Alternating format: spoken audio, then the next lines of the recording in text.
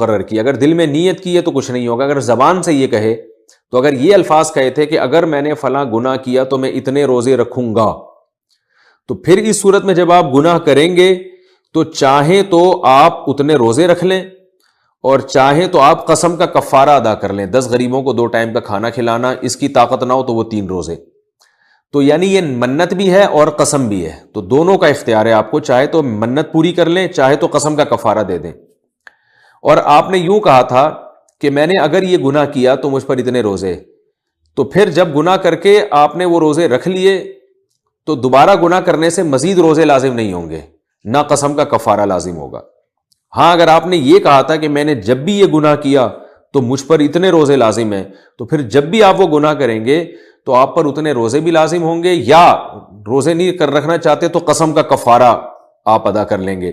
تو پھر وہ جب بھی گناہ کریں گے قسم کا کفارہ آپ پر